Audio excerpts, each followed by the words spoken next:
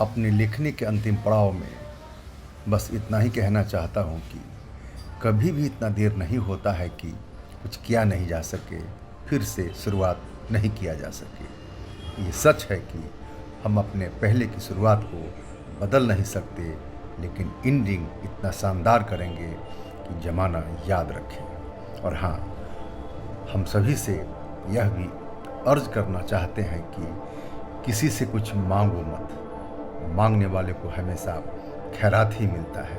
अपनी ताकत, अपना ज्ञान, अपनी उपयोगिता रोज़ बढ़ाओ और दूसरों के सामने अपने को मजबूती से पेश करो, अगर जीवन में फतह हासिल करना है तो। परिस्थिति चाहे कितना भी एडवर्स क्यों न हो, सारे दरवाजे बंद ही क्यों न हो, किसी से याचना मत करो, क्योंकि यह तुम्हारे सब्र का इम्तिहान होता है और कोई बहुत बड़ी संभावनाएं जल्द ही तुम्हारे चौखट पर दस्तक देगा। इसे याद रखना। बस अपने और ईश्वर पर भरोसा रखो, आगे बढ़ो। ईश्वर है यह मान के चलो। गीता में भगवान श्री कृष्ण स्वयं कहते हैं,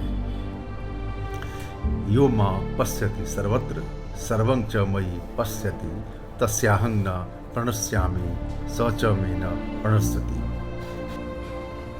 यानी जो सब में मुझे देखता है और सबको मुझ में देखता है, उसके लिए मैं अदृश्य नहीं होता और वह मेरे लिए अदृश्य नहीं होता।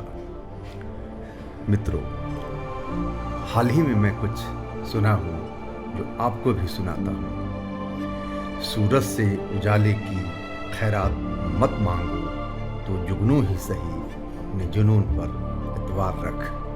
और हाँ, घटते हुए पानी को देख किनारे घर मत बनाना, तो समुंदर है लौट के आएगा।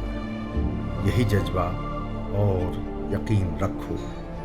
कबीर की बात तुम्हें याद दिलाता हूँ, जिन ढूंढा तिन पाइयाँ गहरे पानी पैठ, जो बौरा डूबन डरा रहा किनारे बैठ।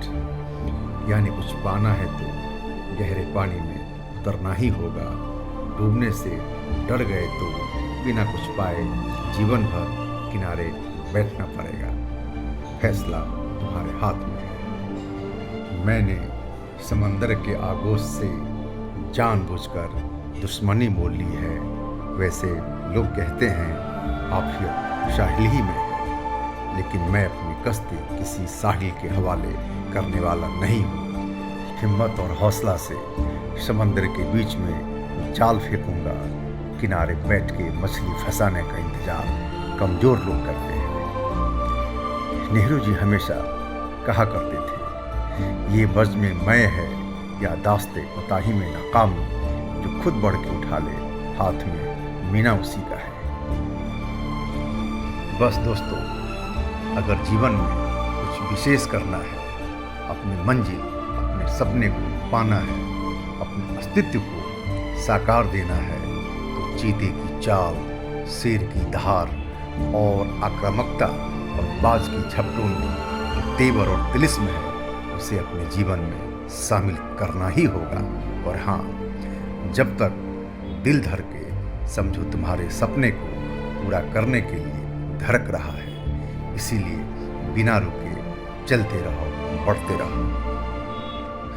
दशरथ माझी की तरह पहाड़ की सीना चीर कर राह बना लोगे, उसमें कहीं कोई संशय नहीं है। जाते जाते एक गीत तुम्हें सुनाता हूँ, रुक जाना नहीं तू कहीं हार के, कांटों में चल के मिलेंगे साए बहार के, ओ राही ओ राही ओ राही। यही नियति भी होता है विधाता का। मेरा प्रणाम स्वीकार करो। बहुत बहुत धन्यवाद।